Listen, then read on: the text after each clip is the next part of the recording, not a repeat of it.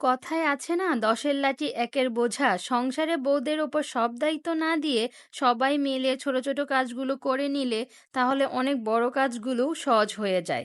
এভাবেই সংসার সুন্দর করে করা যায়। হ্যালো এভরিওয়ান, আসসালামু আলাইকুম।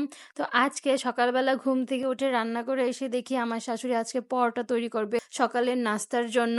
তো পরোটাগুলো তৈরি করে নিচ্ছে, আর আমাদের কাজের বুয়াটা সকাল সকাল আজকে চলে আসছে, এই জন্য আমার আর তেমন কাজ করা লাগেনি। তো উনি আর আমার শাশুড়ি মিলে দুজনে মিলে করে নিচ্ছে। তো পরোটাগুলো বেলে নিচ্ছে, আর পরোটা দিয়ে আজকে হচ্ছে কলিজা ভুনা খাওয়া হবে। আর বিভিন্ন ধরনের সবজি ছিল, সেমাই ছিল। আমার তো সেমাই অনেক বেশি ভালো লাগে।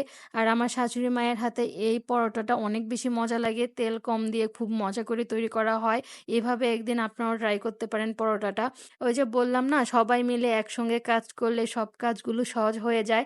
আমাদের পরিবারে সবাই মিলে ছোট ছোট কাজগুলো করে নিই, আমাদের সংসারে খুব সুন্দরভাবে সব কাজগুলো হয়ে যায় এবং খুব তাড়াতাড়ি হয়ে যায়। এই যে সকালে দেখেন নাস্তা তৈরি করা হচ্ছে, আমি করছি টুকটাক, আমার শাশুড়ি করছে কাজের হেল্প হ্যান্ড করছে, তারপরে আমার ননদও টুকটাক করে, এমনকি আমার ছোট দেবরটাও অনেক সাহায্য করে আমাদেরকে। আর আমার হাজবেন্ড তো আছে এটার পাশাপাশি টুকটাক, সে যতক্ষণ বাসায় থাকে ততক্ষণ চেষ্টা করে আমাদের টুকটাক কাজের মধ্যে সাহায্য করার জন্য।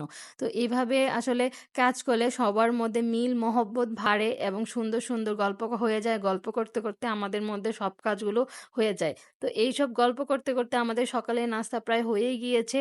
আর এটা হচ্ছে কলিজা ভুনা। কলিজা ভুনাটা আগেই করেছিল, ঈদের দিন বিকেলবেলায় আমাদের সব রান্না মোটামুটি তৈরি করা রাখা ছিল। তারপরে যখন খাবো তখন ফ্রিজ থেকে নামিয়ে জাস্ট গরম করে নিই, তাহলেই হয়ে যায়।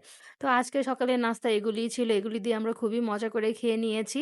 তারপরে হচ্ছে আমাদের অনেকগুলো লিচু ছিল বাসায় ফ্রিজে, তো কেউ খাচ্ছিল না, খাওয়াও হচ্ছিল না। আসলে লিচুর এলাকা বলে কথা। আমার বাড়ি যেহেতু দিনাজপুরে, আমাদের তো লিচু অনেক থাকবেই। তো আমার শাশুড়ি বলছে সবগুলো ছিলে বের করে নিতে আর জুস করে নেওয়ার জন্য। তো আমিও ছিলে এগুলো সবগুলো জুস করে নিলাম। তারপরে আমার একটু আম খেতে ইচ্ছে করলো, তো সবাইকে আম কেটে দিলাম, আমিও নিজে খেয়ে নিলাম। তারপরে দুপুরে খাবারে চলে আসলো। দুপুরের খাবারে ছিল অনেক আইটেম, গোস্ত ছিল, তারপর ঢেঁড়স ভাজি ছিল, এটা ডাঁটা দিয়ে আবার গোস্ত রান্না করেছিল, মগজ ভাজি ছিল, আর এটা হচ্ছে ফেফসাগুলো ভাজি করেছিল। এগুলি দিয়ে আমরা দুপুরের লাঞ্চটা করে নিলাম সবাই মিলে। তারপর আমার দেবরের কাণ্ড, তার কফি খেতে ইচ্ছে করছে, তো সে ১ গ্লাস কফি বানিয়ে নিল এবং আমি ঘুমাচ্ছিলাম আর তখন আমার ফোনটা নিয়ে সে নিজে, নিজে ভিডিও করে দিচ্ছে। এই যে বললাম না, আমাদের পরিবারে সবার অনেক মিল মহব্বত। আমি একটা কাজ করলে সবাই সাহায্য করে এবং সবাই সেটাকে অ্যাপ্রিশিয়েট করে, অনেক উৎসাহ দেয় সব কাজগুলোতে। কেউ কোনো ছোট বড় সব কাজে সবাই অনেক উৎসাহ দেয়, কেউ ছোট মনে করে না। তারপর বিকেলবেলা আসলাম, বিকেলবেলা ভাবছে, আমার শাশুড়ি বলতেছে তোমরা চলে যাও, সময় হয়ে যাচ্ছে, তো কিছুই তো বানিয়ে খাওয়াতে পারলাম না, তো আজকে পিঠা বানাই। তো এই পিঠাগুলো আমাদের সবার পরিবারের সবাই অনেক বেশি পছন্দ করে, আমারও অনেক বেশি ভালো লাগে। তো এটা হচ্ছে পুলি পিঠা বানাবে মাংসের ঝুরি দিয়ে, আর হচ্ছে নারকেল দিয়ে, নারকেল খিরসা দিয়ে নারকেলেরটাও বানাবে। নারকেল দিয়েটা আমার খুবই ভালো লাগে, মাংসটা তো ভালো লাগে, তার পাশাপাশি নারকেল দিয়েও খুবই ভালো লাগে।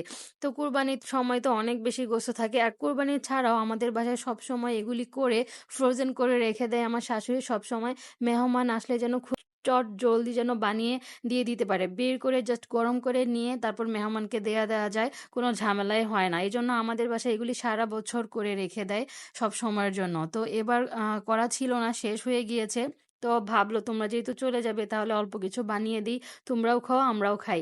তো সেই সঙ্গে সবকিছু বানাচ্ছে আমি, আমার শাশুড়ির ননদ, মানে আমরা সবাই মিলে একসঙ্গে কাজ করছি। খুবই ভালো লাগে একসঙ্গে কাজ করতে, গল্প করতে করতে আমাদের সব কাজগুলো শেষ হয়ে যায়, আমাদের খুব এনজয় করা হয়।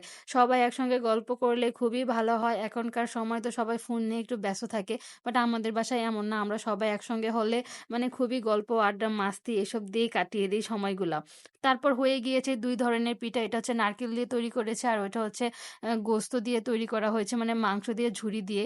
তো এই ২ ধরনের পিঠা খেয়েছি, অনেক বেশি মজা হয়েছিল। আর বাসায় মেহমান আসছিল, তাদেরকেও দিয়েছিলাম। এই ছিল আজকের ভ্লগটি। আল্লাহ হাফেজ।